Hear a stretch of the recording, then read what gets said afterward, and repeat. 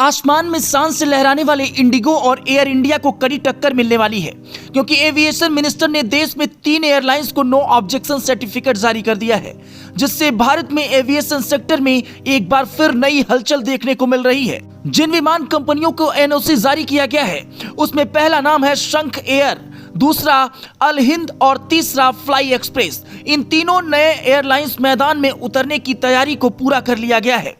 ये एयरलाइंस सिर्फ नए रूट से ही नहीं बनाएंगी, बल्कि अलग अलग बिजनेस मॉडल के जरिए बाजार में अपनी जगह बनाने की कोशिश करेंगी। इनमें से यूपी बेस्ड शंख एयरलाइंस सबसे ज्यादा चर्चा में है।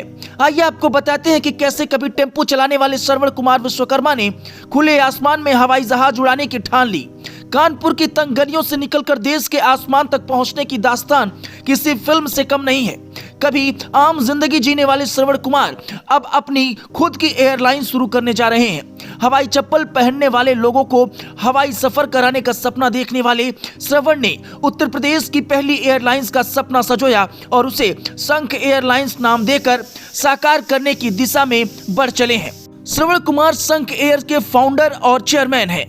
मध्यम वर्गीय परिवार में जन्मे श्रवण पढ़ाई में एवरेज थे। हालात ऐसे रहे कि जल्द ही पढ़ाई छूट गई। इसके बाद बिजनेस की दुनिया में कदम रखा, धीरे धीरे खुद को खड़ा किया। पहला बड़ा बिजनेस स्टील सेक्टर में था, फिर सीमेंट, माइनिंग और ट्रांसपोर्ट में हाथ आजमाया। ट्रकों का बड़ा बेड़ा खड़ा किया। करीब 4 साल पहले एविएशन का ख्याल आया। उन्हें लगा हवाई यात्रा अब जरूरत बन चुकी है, मध्यम वर्ग के लिए किफायती विकल्प की कमी है, और इसी सोच में शंख एयरलाइंस का जन्म हुआ।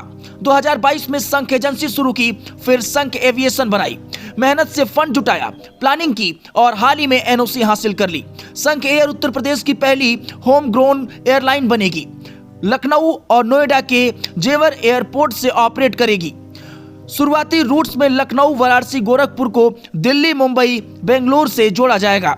सर्वर का विजन है कि टिकट के दाम स्थिर रहें, मध्यम वर्ग बिना टेंशन के सफर कर सके। कंपनी ने एयरक्राफ्ट की डिलीवरी भी तैयार कर ली है। 2026 की पहली तिमाही में पहली उड़ान भरने का प्लान है। धीरे धीरे फ्लीट को 20 से 25 विमानों तक बढ़ाया जाएगा। कानपुर के उस लड़के की कहानी जो कभी टेम्पो चलाता था, आज पूरे देश के लिए इंस्पिरेशन बन गया है। श्रवण कुमार विश्वकर्मा ने साबित कर दिया है कि सपने देखने की हिम्मत हो तो आसमान भी छोटा पड़ जाता है। शंख एयर की शंखनाद से भारतीय एविएशन में नया दौर शुरू होने वाला है। अगर ये कहानी आपको पसंद आई हो तो इस वीडियो को अधिक से अधिक शेयर करें। धन्यवाद।